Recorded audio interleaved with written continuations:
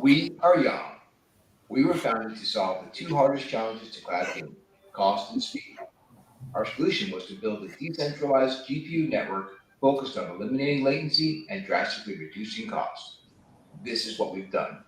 YOM has built the first game-focused decentralized network that allows AAA games to be playable on any screen through your web browser. We now have the technology on which to build a 3D internet, immersive e-commerce, 3D social media, virtual events, and so much more beyond cloud gaming. Come find out more at www.yom.oo. We are Yom, the game-focused decentralized network empowering the world's creative future. All right, everybody. Welcome to it. I think I got this figured out. Hey, Robert, how are you? Hey, Jeff. Amazing to be here. Amazing to see the community. So I'm happy.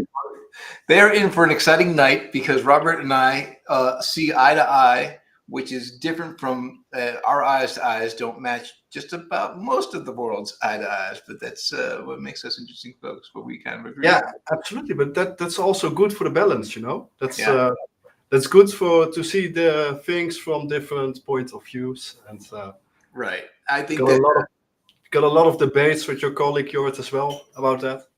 It's it's surprising to me, and we're going to vamp for a few seconds, and we'll just wait for people to find our streams. We got a couple of different communities, our community, your community at Château, crypto. Yeah. We're going to wait for them to find us, and then I did want to kind of make the comment right away. Besides the fact that your bedroom looks amazing. Yeah, absolutely, and it's for the viewers out there, it's just my own bedroom, but cartoonized, you know. So every detail matters. He sleeps under a poster of our CTO. I think that says something for how much he supports us. But, well, basically, I know the CTO for like 5 years now already. So I'm a very big fan. Even before YOM was founded, you and Jorrit knew each other. Yeah, basically at the very beginning stages. For the people out there, I'm the co-founder of Château Crypto, and we backed YOM from the start, and that's where we met the old team and Jorrit and Daniel, of course, and now the new team. So we're basically here from the beginning, and that's why I have a beautiful picture of Jorrit above my bed. And I love to be here. I love the town hall sessions, and it's going to be amazing. We're going to discuss so much, but I'm not really that much on camera. So the Château team was very worried about this session because it's live and you can't filter or cut anything out. So they made for us, or for me, they made a disclaimer. So I have to read it. Because you ready to read it? You can't cut anything. Let me do this real quick. Who Robert is? The disclaimer for today. You want to do it first, or want me to do your intro first?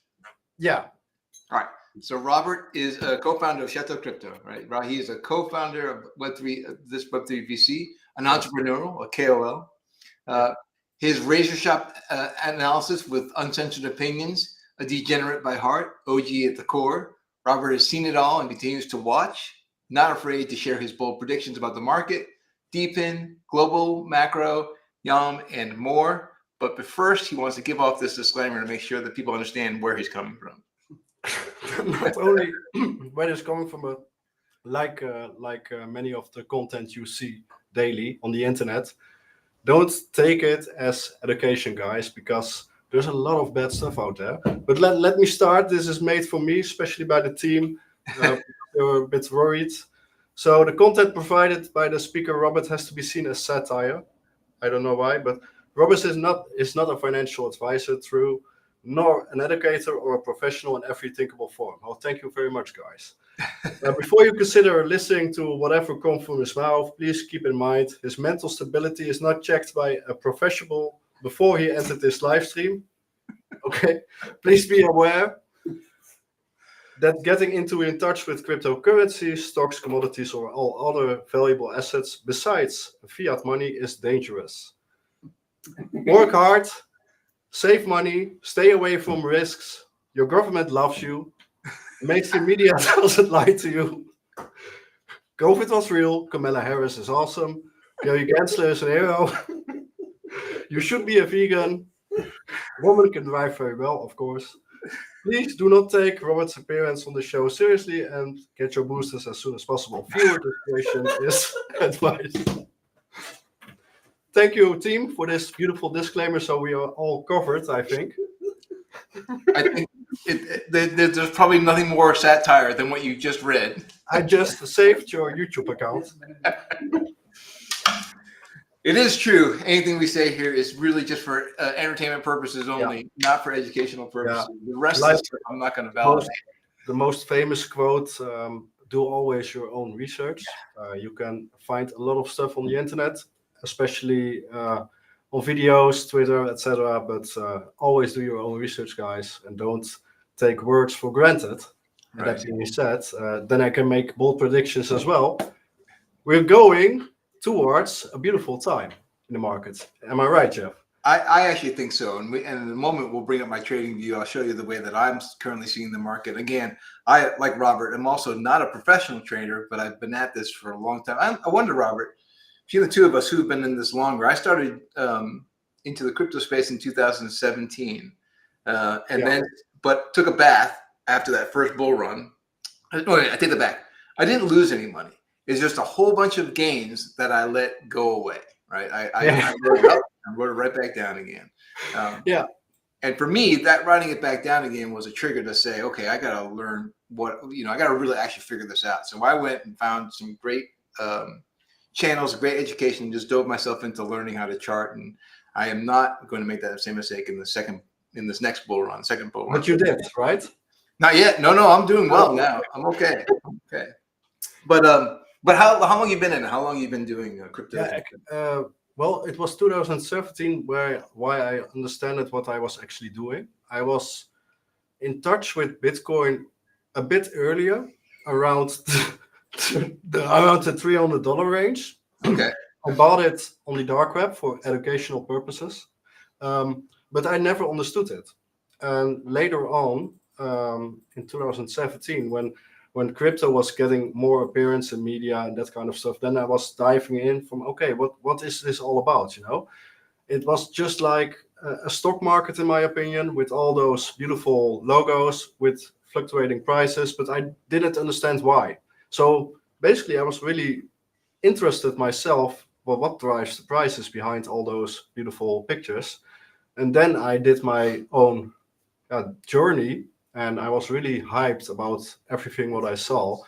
And later on, I was taking communities on hand as well. I was making tutorials, I was guiding people, I was a community manager in several channels. And later on, I basically became a content creator for several websites, media websites, but also from my own websites. And down the road, you try to discover the gems as early as possible. And then I discovered those sales before a coin actually exists. So when it's all a paper, when it's all an ID, even then it's possible already to get involved with projects.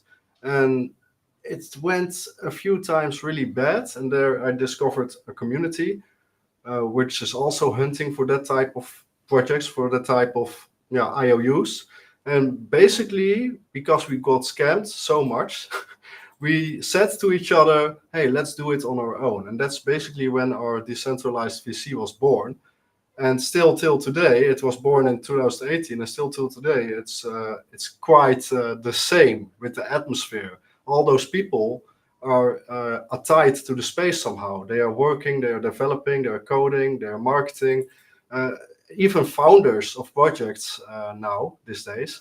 So what all started with 10 degens, we're now hitting 530 investors and invested entities all around the globe. I had to say this from Jorrit, sorry. Normally I call it a straight line, but basically Château is not only an investing entity currently, but also really supportive towards projects on advisory, but also on filling up those teams, because we have a great network with different kinds of specialists from all the Web3 era. Like I said, coders, but also marketeers. enormous. So it's one big family, one big Web3 family, which supports projects and great ideas from the start, and getting attached and riding the journey with the teams. So it's interesting. There's one thing about this space that in normal investing, I suppose there's traditional investing, let's call it that. I don't know that traditional investing, I imagine those vehicles are there as well, but crypto specifically has that ability to, you can find a community that you enjoy, that you vibe with, and it doesn't end up only being around the money you're making, but also about the way you're living your life. I know the groups that I'm involved with, it's much more than just, hey, which coin should I get in? It's also like, how do I peel myself away and get back to the things that are important to me? Right. I recognize this. Yes. Sure. Right. A funny thing, maybe you can answer that as well for yourself. Sure. Because of crypto, and I'm not only talking for myself, but a lot of others as well, basic economics can be understood now. I really understand the monetary system way more than before crypto. It does point out the problems with the way the fiat is, and what I like to say is the broken financial system that the world currently operates off of. Yeah, but I actually, for me anyways, my path was the opposite direction. I actually started studying the money system. I don't know if I've ever told you my whole story, Robert. When I was a kid, I mean, I'm much older than you. I think I'm in my mid 50s, let's say. But in the 70s in the States, inflation was a big deal. Like we had rampant inflation through the late 70s. And as a kid, I remember hearing the term inflation all the time, but not really understanding it. And games that we used to play, one of the games that my brothers and my kids in my neighborhood used to play was called Business. Mm-hmm. And my older brother would always, when you went to go buy like popcorn from him, again, we were kids, he'd tell you the price, and you go and get the money, the fake money that we had, and bring it back to him, and then he'd tell us, no, it's gone up, and we'd have to go back and get more money. I said, why is the price going up? He would say inflation, and I thought he was an ass, and I didn't know why he was saying that, but he was just repeating what he'd heard on the news all this time. Anyways, fast forward to when I get older, and I'm not, I'm working regular jobs and not always making ends meet. I finally just decided, maybe I was in my late 30s. Hey, I don't understand money at all. Like, I don't understand why there is inflation, like where money comes from and all this. I started doing deep dives and started to understand what fractional reserve banking is and what a fiat money system is. And then someone said to me, or some of the people I was learning from was saying, check out Bitcoin. It's money done the right way. And so I already had an understanding of why money was broken. I just didn't think there was any kind of solution besides maybe precious metals. And then I was introduced to Bitcoin and said, okay, well, now I understand that that's real money. Oh, that's the perfect way to enter crypto, I was basically entering crypto, let's make money, because you think money was the end goal. And then later on, down the road in my adventure in crypto, I understand you shouldn't go back to money at all, because of all those tokenomics, like we call them in the crypto space, you basically start to understand money. And when you understand money, that there are basically no tokenomics at all, especially in these days, then a valuable lesson is already been learned, because back in the days on school or something, you talked about inflation, you had some topics about inflation, but nobody ever explained inflation, where it came from. It was just there, inflation is just there, and nobody, especially not on education matters, nobody explains how inflation is being created, and that's the tricky point here. Because they don't tell you that it's theft. The inflation is a theft. It's taking away value from you slowly over time.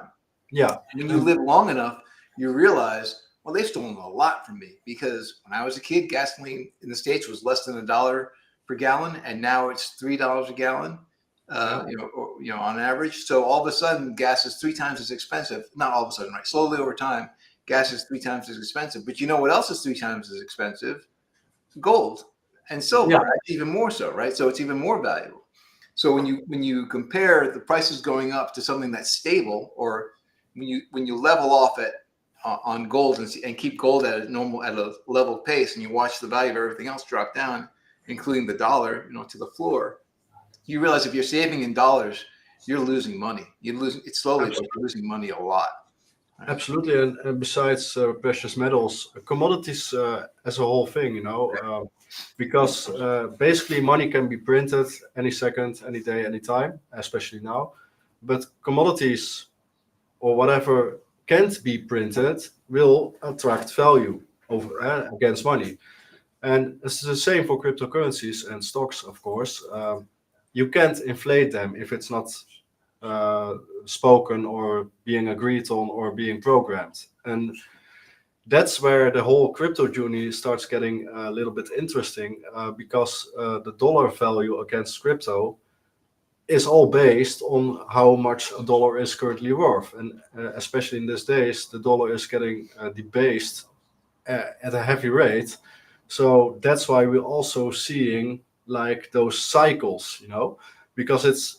Did you ever saw the comparison with the Bitcoin bull runs and election years, for example? Oh, right. Those are also the years with heavy dollar debasements. The one time you call it quantitative easing, one time it's just an emergency package or whatever. But every time when there are elections coming, you see a bull run, and maybe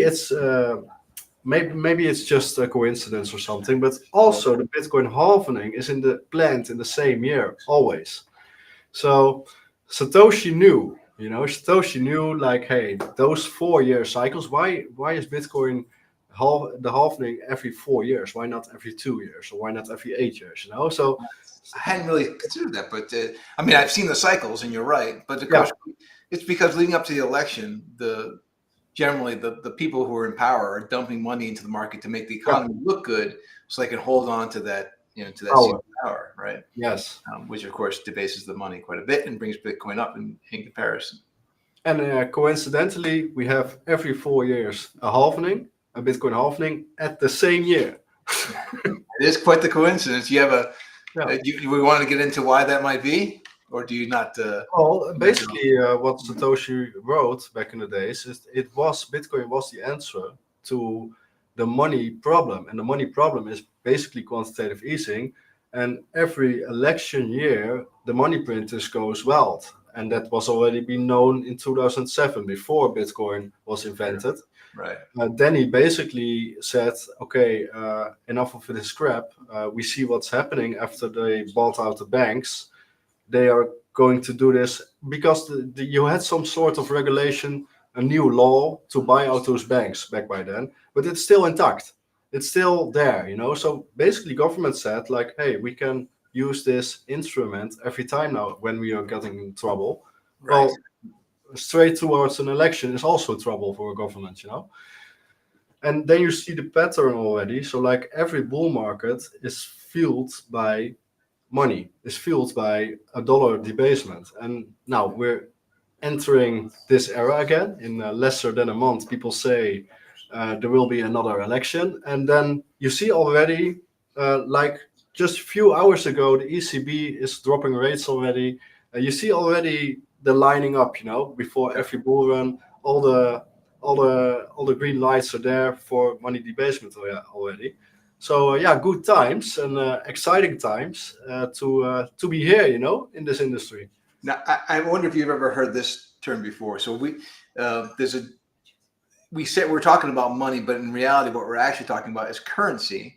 Money is something different. Right? This is the way that it's explained to me. That you know this already.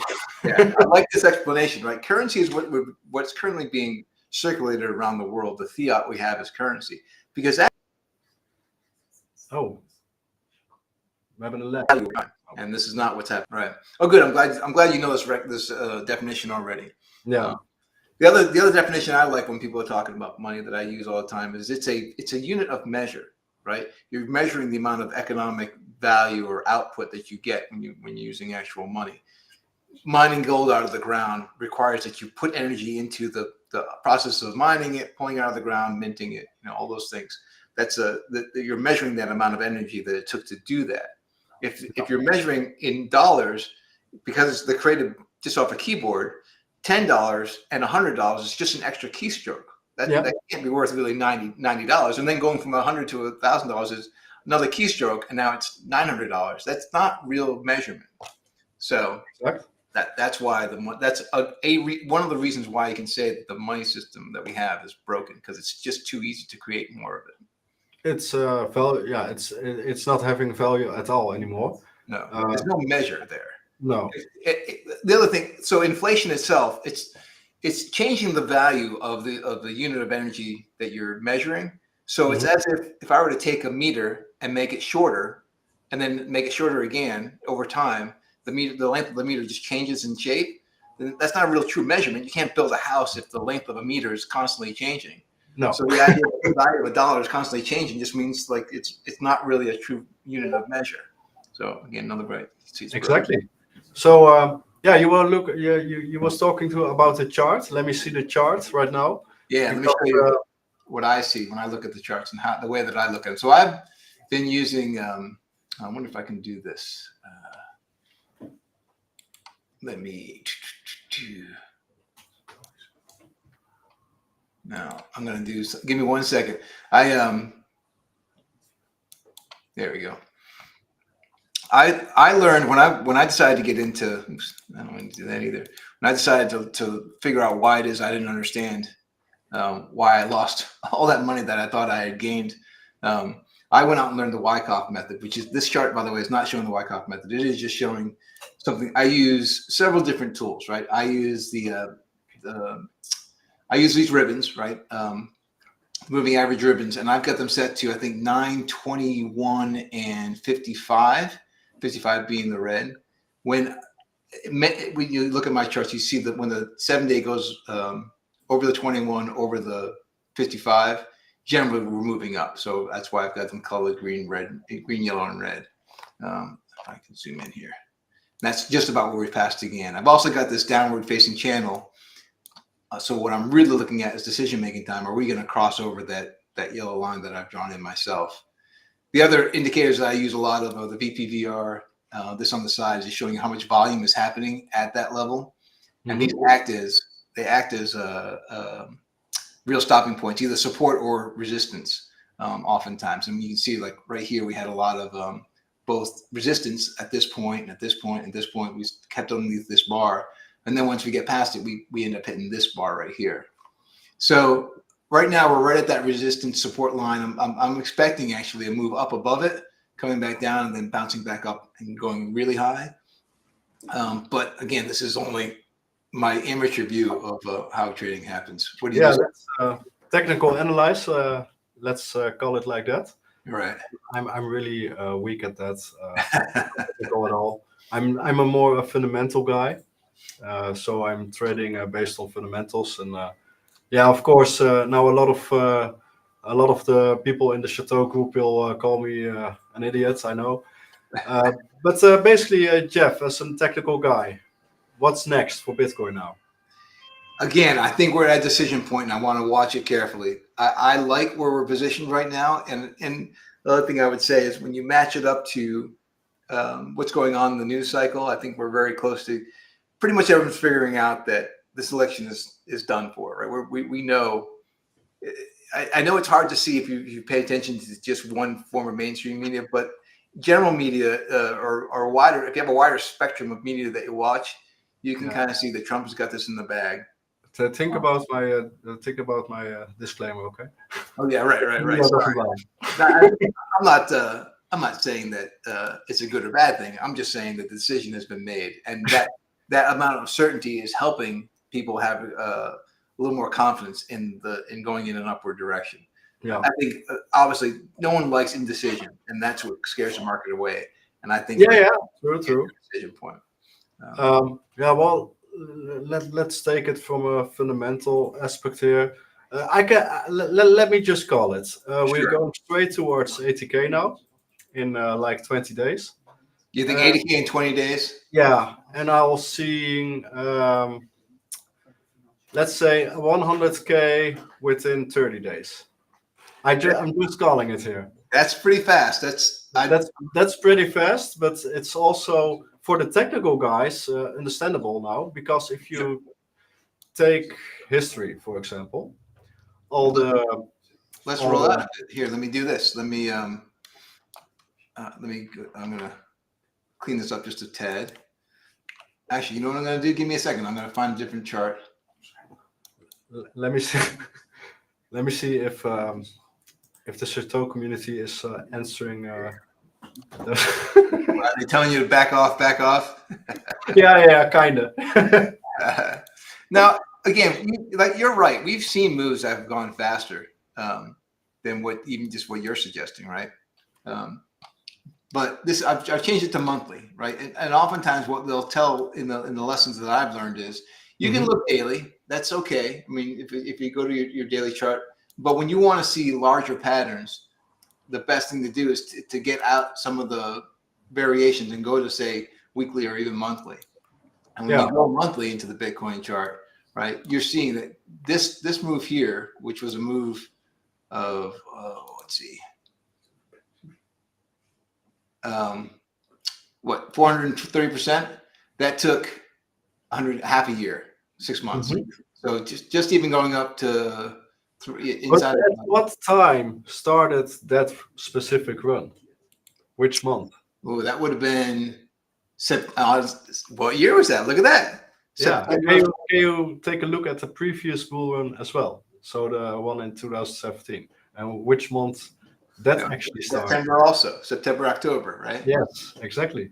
Yeah. So basically, the month before the elections, you know. Let's see. No, September of 17 was actually after the election, because the election was in September of 16.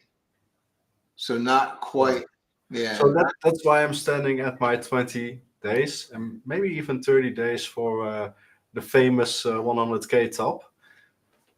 And that's just the beginning. And yeah. So going up 44% inside of 30 days is entirely reasonable. And during a bull run, that actually, that's happened a number of times. So to say where we are now and going up 40% inside of 30 days, what would that take us? 40% inside of 30 days would be the 95, almost, hitting the 100K.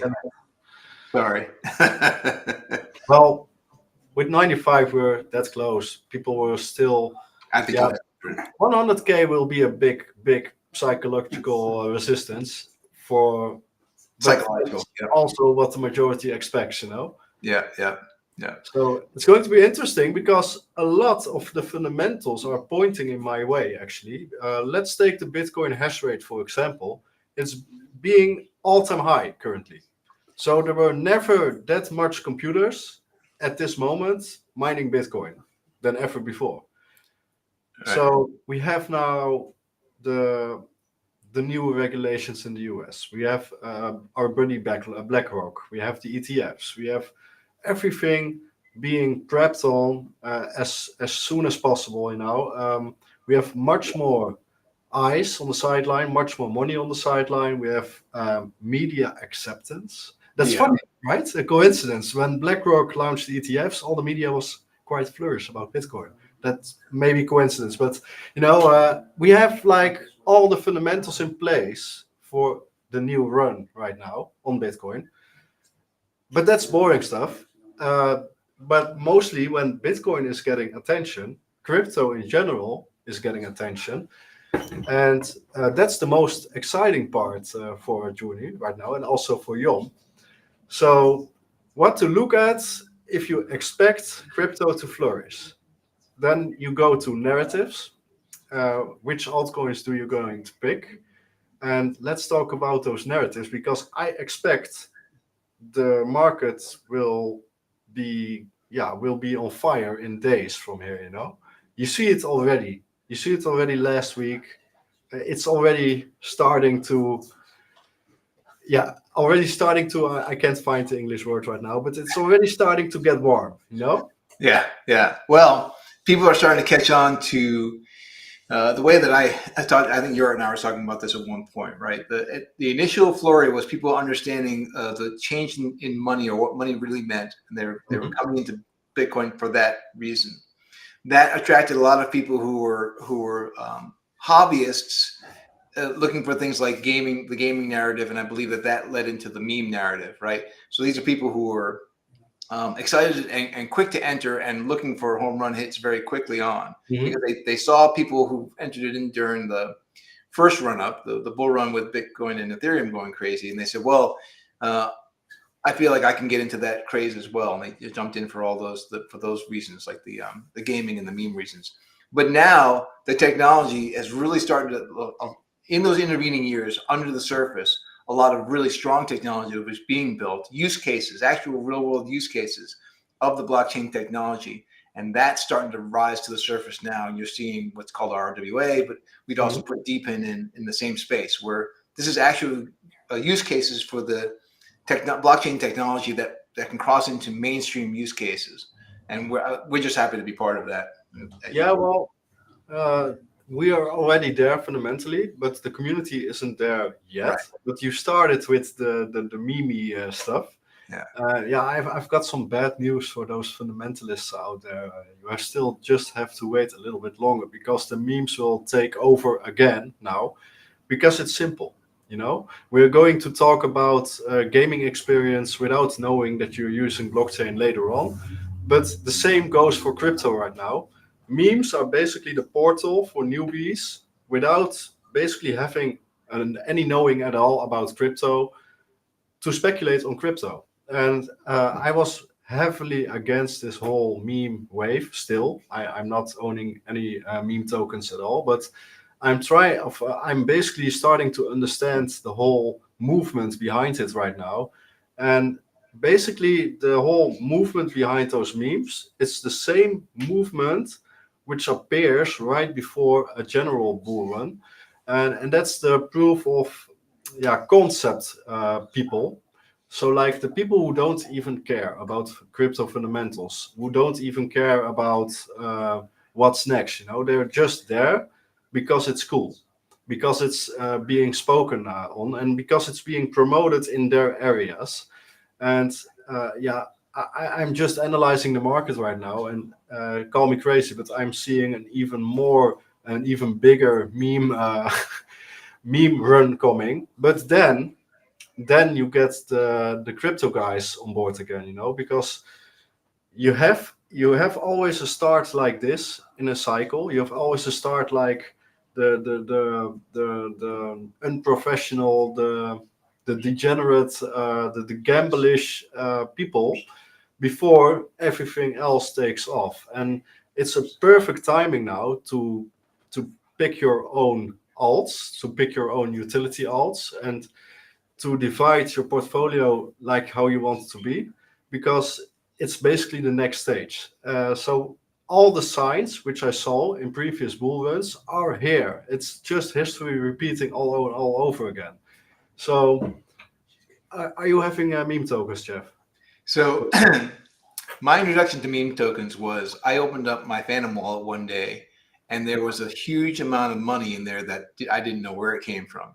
What had happened was I was, before the days over here at YOM, I was minting my own NFTs on Solana because it was so easy to do, right? Solana made it so cheap. And I had like 3 different NFT lines that I created myself. You know, I do cartooning and such, right? So I thought I was going to make it rich by doing my own NFT lines. And I launched 3 of them, and none of the 3 took off. But I was doing a lot of transactions on Solana. And I'm talking about 100 or so NFTs in each of the lines. So it was a lot. And all this time, I didn't realize that Bonk was being dropped into my Phantom wallet because I had been using Solana so much. So over the course of a year, a little bit of Bonk was being dropped in, and I gathered up a ton of it. But it was all like, less than 0.0001 cents. So I ignored it. But one day, and I had gone away. I think I got busy. It might have even been with YOM that I got so busy that I wasn't even looking at that wallet. Well, one day I opened it up, and all of a sudden it's like $4,000. I came back the next day, it was $6,000. I came back the next day, it was $9,000. My head's exploding because Bonk has taken off. I hadn't even heard of it. So I had to go and find out what the hell it was. So what I was trying to explain, what did you do with those Bonk gains? Oh, I after a certain point, I banked them into Solana, right? Exactly. Yeah, right. And you're right. That's exactly what's going to happen. Now I get a little bit still. I take a little bit of that money that I made there, and I still play the meme game a little bit, but really not a lot because just time-wise, I don't have time, and I'm not really tied into the communities like I want to. But it is fun to get involved with a community that's involved in a meme token and just being on Twitter and sharing memes and sharing funny pictures and just like ranking on people that aren't in. It's fun, but it's not long lasting. It's not long term value, which I recognize, and I'm Yes, diversified. but which we all know. And I seeing a comment of JJ already in the Young community. From any comment on DePin besides meme bits say. Yes, we talk about meme to explain what's next.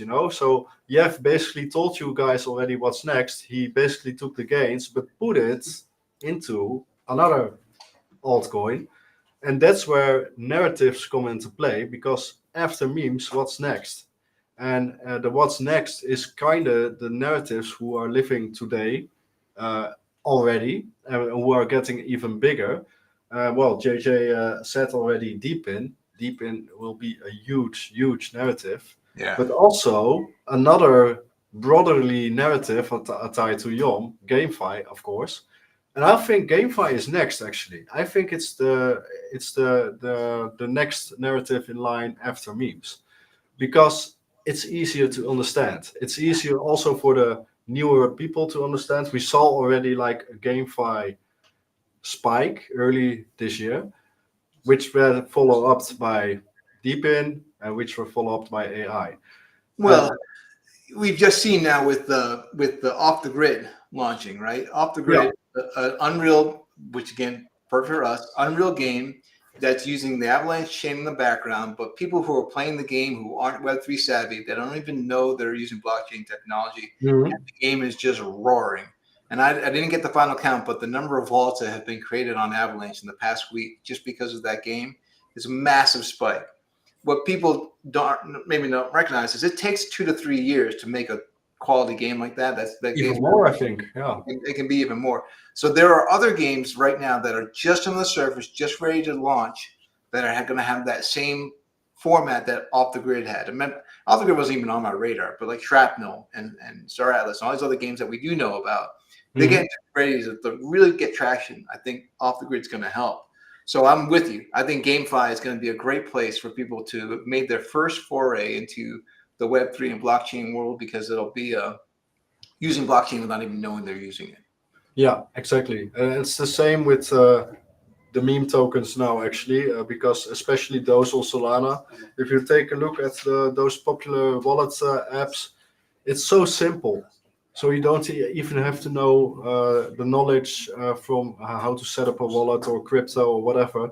And that's the same for GameFi later on. Yeah, we Off the Grid was making a lot of noise also in the Web3 communities early this year. I followed them for a while, and now I saw they are preparing to launch. And I saw some guy on Twitter who I follow. He was already analyzing that there are already 1 million players waiting for the game, or whitelisted or whatever. So it's going to be huge. It's heavily backed, of course. It will be one of the most powerful games in the spotlights, the Web3 games, and that will drag the whole GameFi scene towards the light. They're going to do what we always said games were going to. But the term Web3 gaming is going to go away. It's just going to be gaming, and I think Off the Grid is really that very use case, right? They're not saying that they're a Web3 game. They're just saying that we're a great looking game, and then you might not recognize, but we're using Web3 technology in the back end. When I show the commercial to my son, he's like, "Ninja's playing already?" I'm like, "Yeah, Ninja's playing already." So don't worry, this game is going to do very well, and that just bodes well for YOM and for everything we're doing.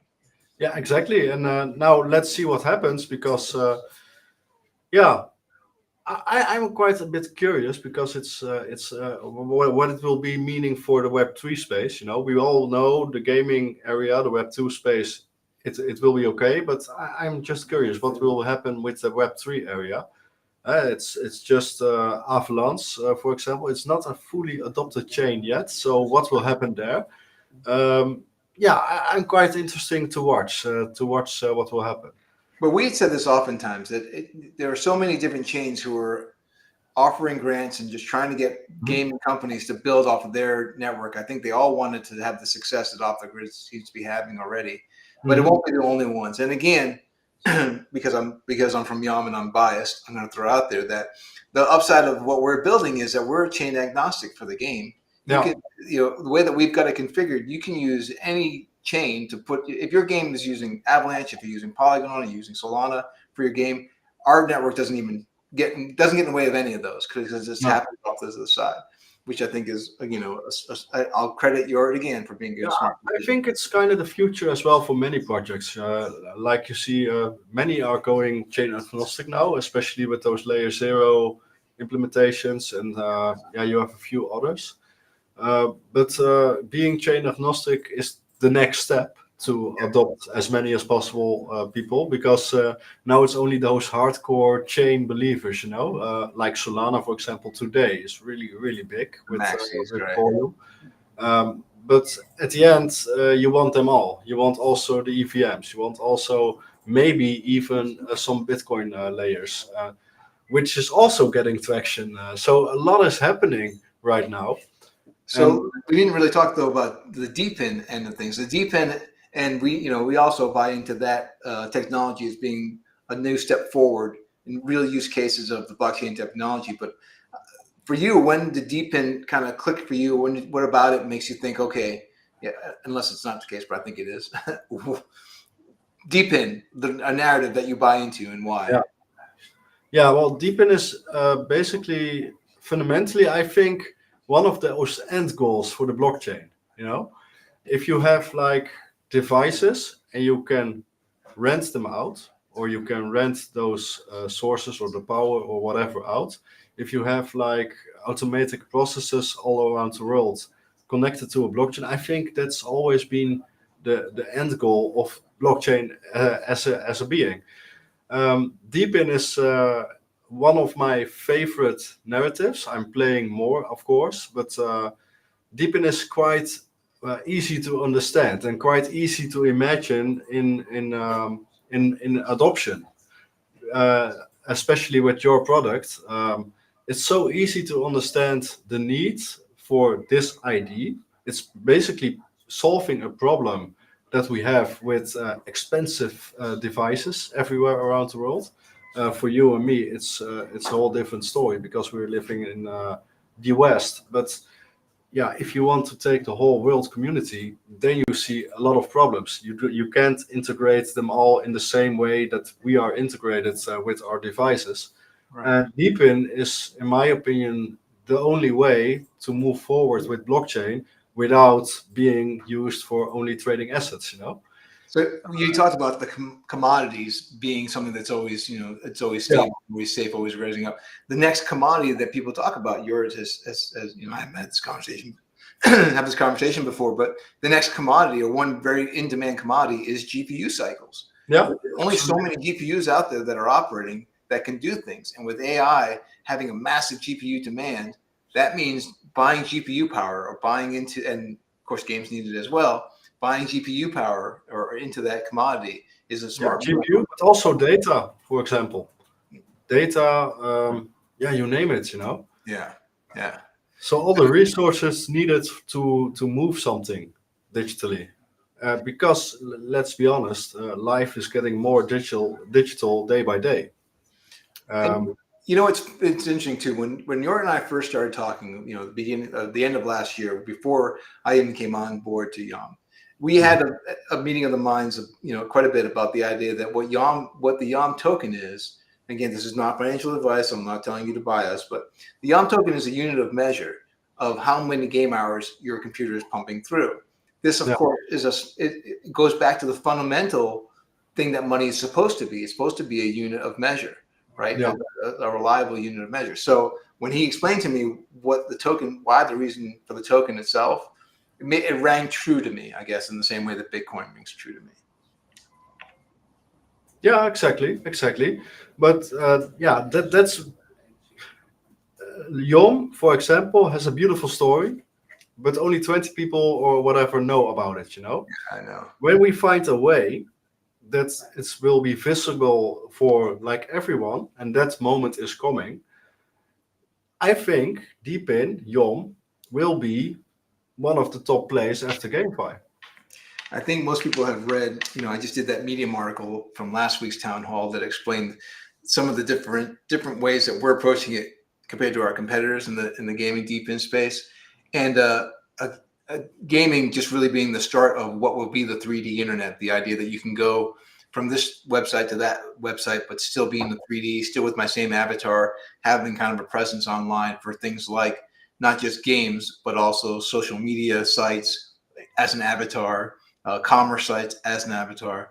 All those things that a 3D internet will eventually be requires a whole bunch of GPU cycles, right? And a way to tap into those and share those in a way that's cost effective, which of course is a DePin.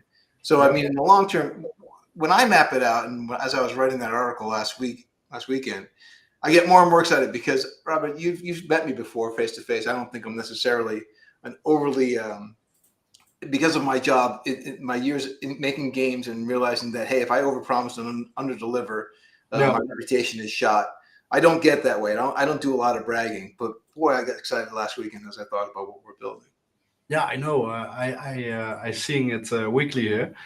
So yeah, it's amazing. And to be honest, I can't, as a human being, privately, I can't understand why this isn't exploding yet. But in reality, I can see what's happening. I can see how it works in the market right now, and yeah, it's just amazing to explore this day by day while it's still early.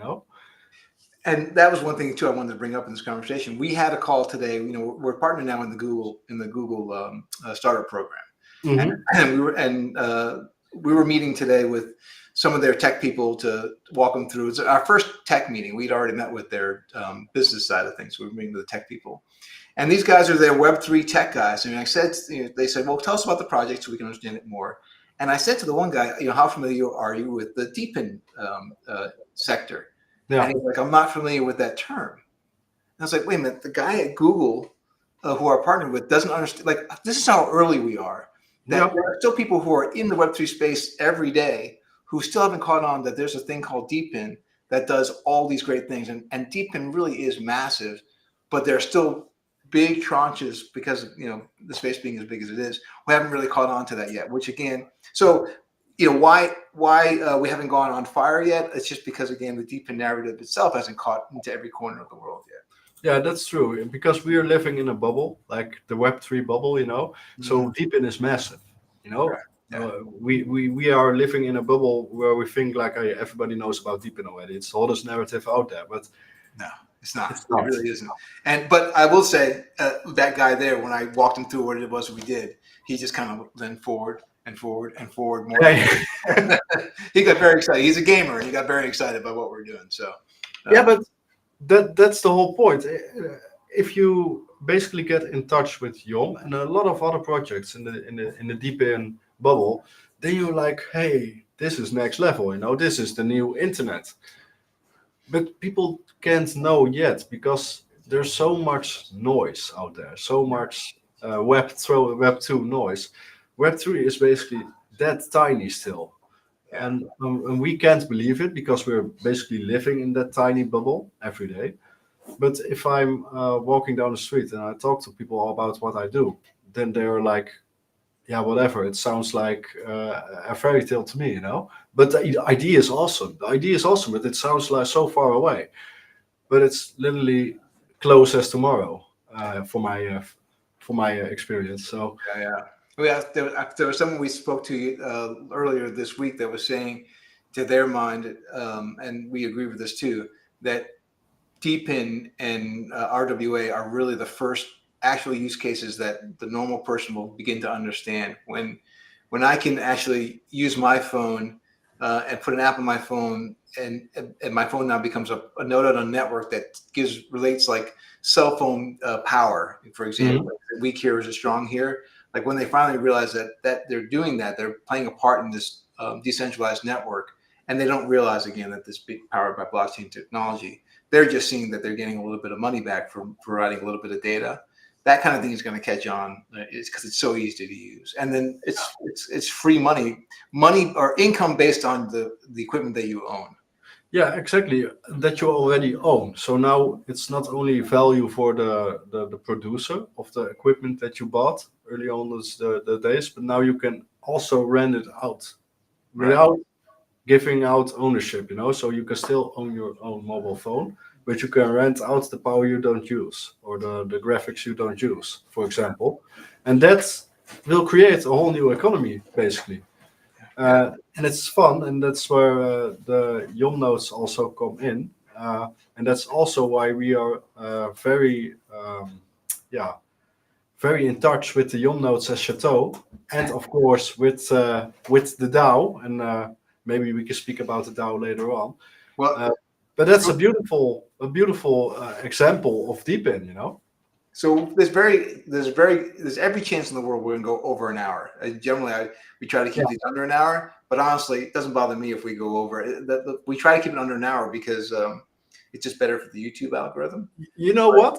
We So can keep it under an hour, and we make a special DAO episode later on. oh, that's not a bad idea. You want to come back and we'll do a private episode? Yeah. Yours will pick me up from home, and he will turn me here, and then we can make a special episode about the DAO and about the YOM nodes and the Okay. correlation. Let's do that. So, is there a way for people on the outside to get involved with Château Crypto? Unfortunately, not. No. It's a private entity, Yeah. unless you know someone from the cult, because you have to be introduced by our network to avoid people doing stuff what they don't know anything about. Fair enough. So now we have like partners, but also other entities which bring on people. But we are having our media and our content channels ready to blow and to give all the people around the world all the insights we have, and also the cool stuff we are seeing behind the screens. Also, Are you talking about is it a newsletter or a video yeah, channel? well, we're basically building it up right now. It starts all with X, with Twitter, but also later on, YouTube will be involved. We have some new media partners already from the Netherlands, but also from other countries who are going to work with our content. So basically, if I visit you one day backstage at YOM, then we can expose that to the community as well. From okay, you're a YOM fan, you're a YOM holder, so here you can take a look behind the scenes, what's happening. That's kind of content, Love it. I love So it. basically, if you just follow Château Crypto VC at X, you will keep updated about when, where, and whenever. Perfect. We didn't get into the really crazy stuff at all, and this hour went by way too fast. Yeah, exactly. But that's also a sneak preview for next time, because we've got a lot to discuss and a lot of things where the community is waiting for. So I see here one more question. What's Château Crypto's relation to YOM? Yeah, we basically discussed that in the beginning. Uh, we are early backers of YOM, one of the earliest possible, even before it went to the name YOM, even. So, and now we are building a secret DAO, and who's going to support the node network of YOM in a kind of fun way, but also reachable way for every community participant of YOM there is. So yeah, stay in touch, because it will be more and more visible what our role will be at YOMS. Besides investing a few years ago, we're still basically building on our brotherhood, and with the nodes coming up and with the DAO coming up, it's going to be even wilder. So. Yeah, I can't wait to talk about that, Jeff. But yeah, then I need your help as well, because then I'm going to ask you some questions about the nodes and operations as well, of course. All right. Yeah, I'm happy to. You know me, I'll talk about YOM every day, all day. Yeah, that's true. So That's true. So, are there maybe already things you can talk about you didn't told yet, or do they have to wait also for the next episode? I'm trying to think if there's anything alpha-wise I can drop. I mean, we mentioned last week that the test node that works, the node operating outside of or in a home in Amsterdam, allows me in the States to play the game with low lag. Yeah. It's a pretty exciting, that we broke that barrier. But again, this last week has really been about adding more features to that node connection to me and make it more available to even more players. The goal is to get that to go live so that the whole public can play it. You just got to expand it out. Epic. Yeah. Can't wait to showcase it, actually. Yeah. No, it's going to be big. It's going to be big and only get bigger. So absolutely. So yeah, let's keep it here and right. let's keep them warm for the next time, the community, and then we go deep diving in all of those epic. Yep. We'll have Robert back on somewhere down the track so we can talk more, and we'll get into some of the other areas that we didn't get to cover tonight. But thanks, Robert, man. I appreciate you coming on board. Yeah, it was fun, and it will be even more fun next time. So thank you, and a great of luck with upcoming days and weeks. Yes. All right. Thank you, everybody. We'll talk to you soon. Hit the comments. Oh, on the video, like, share, then add a comment into the video, then add another comment into the video. Tag your parents, tag your neighbors. Right. Yes. All right.